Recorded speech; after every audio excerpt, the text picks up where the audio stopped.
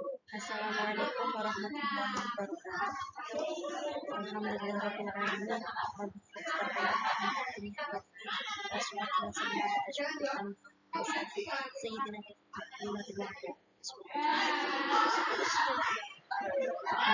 Nama saya Singkat Abda dari Radhi Syariah Singapura akan membawakan makalah yang berjudul Corak Islam Muhammadiyah, mata kuliah fikih perbandingan madhab yang diambil oleh Bapak Ahmad Marsudi SMSI.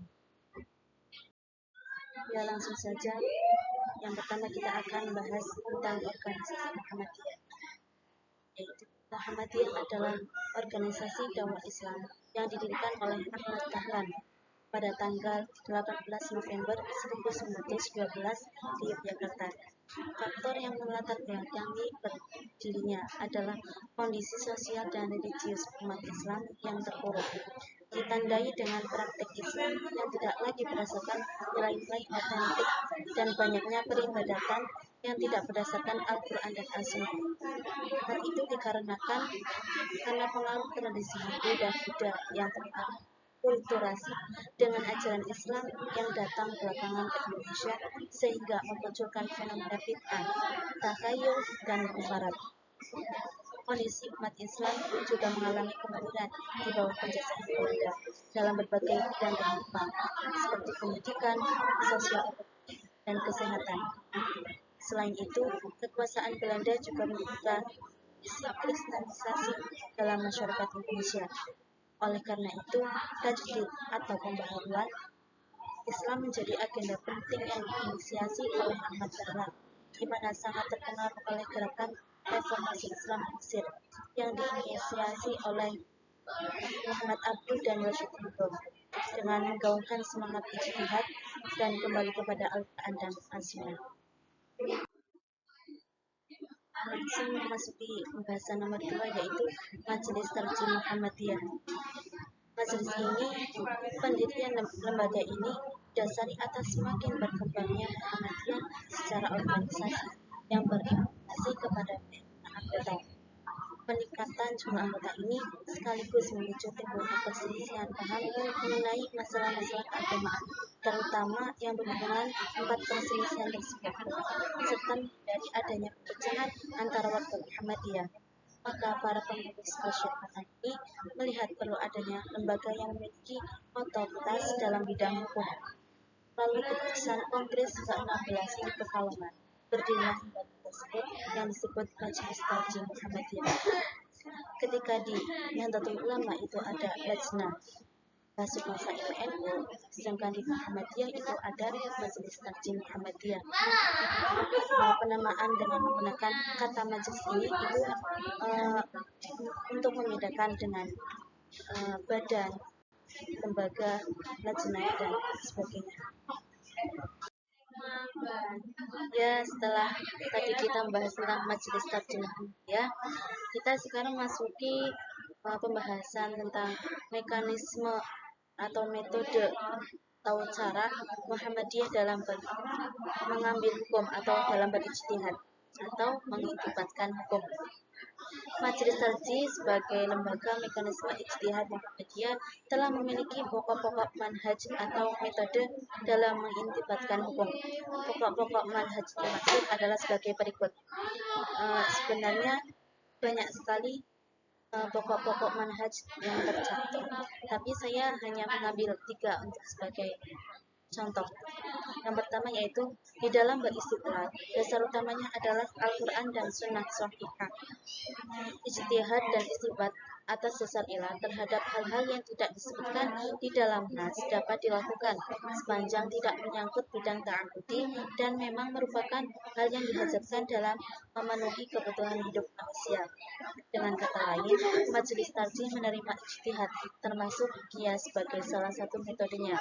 Jadi intinya yang pertama itu adalah Majelis Tarjih menerima ijtihad atau qiyas sebagai salah satu metodenya. Yang kedua yaitu dalam menetapkan suatu putusan dilakukan dengan cara musyawarah. Menetapkan masalah-masalah ijtihadiyah dilakukan dengan ijtihad jama'i. pendapat seseorang dari anggota majelis tajik tidak dapat dipandang sebagai pendapat majelis. Maksud yang kedua itu istinbat agama Muhammadiyah itu dilakukan dengan cara musyawarah. Dan nomor 3 itu dalam menetapkan suatu ketentuan hukum.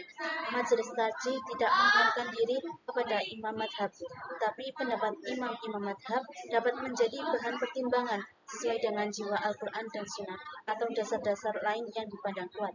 Jadi intinya nomor 3 yaitu Majelis Tarjih lebih mementingkan Al-Quran dan Sunnah, dan imam-imam madhab itu sebagai bahan pertimbangan antara Al-Quran dan Sunnah. Jadi yang pertama itu mengambil Al-Quran, mengambil dari Al-Quran dan Sunnah terlebih dahulu, kemudian mempertimbangkan dengan imam-imam madhab yang lain. Kita memasuki pembahasan nomor 4 yaitu perbandingan Majelis Tarjih Muhammadiyah dan Lajnah Bahsul Masail NU. Pertama, metode istinbat tarjih adalah metode langsung merujuk pada Al-Quran dan Sunnah dengan mempertimbangkan pendapat para imam madhab. Adapun lajnah lebih memilih melewati pendapat para imam tersebut dengan pertimbangan jalinan mata rantai keilmuan sanad. Jadi yang pertama itu metode istinbat tarjih itu langsung merujuk pada Al-Quran dan Sunnah, sedangkan Lajnah NU itu melewati pendapat para imam, jadi lebih mementingkan mata rantai keilmuan atau sanad. Yang kedua, perbandingannya adalah perbedaan pemahaman dan pemakaian beberapa nomenklatur, diantaranya taklid, ijtihad, dan qiyas. Dan perbandingan nomor 3 adalah perbedaan genealogi pemikiran. Transmisi keilmuan tarjih berhulu pada konsep purifikasi Islam yang dibangun oleh para ulama pembaharu seperti Ahmad bin Hanbal, Ibnu Taimiyah, Jamaluddin Al-Afghani, dan juga Muhammad Abduh. Dari pemaparan tersebut, setidaknya dapat diambil kesimpulan bahwa pertama, Majelis Tarjih Muhammadiyah telah memberikan kontribusi positif terhadap dinamika pemikiran hukum Islam kontemporer Indonesia melalui fatwa-fatwanya. Dalam penetapan hukumnya, maka akan menggunakan suatu dalil yang paling kuat, sehingga itu yang diambil sebagai pedoman dalam mengamalkan ajaran Islam. Yang kedua, dalam metode pengembangan pemikiran Muhammadiyah terdapat 3 prosedur dalam ijtihad, yakni pertama, bayani. Ia dapat dikatakan sebagai usaha untuk menafsirkan suatu ayat dhonni dengan ayat yang lain. Kedua, qiyasi. Ia dimaksudkan sebagai usaha menganalogikan suatu masalah yang belum ada hukumnya kepada masalah yang sudah ada hukumnya karena adanya persamaan ilat. Yang ketiga, istilahi. Metode ini berdasar pada kemaslahatan dalam syariatan hukum apapun dalam Islam. Demikian yang dapat saya sampaikan. Kurang lebihnya saya mohon maaf.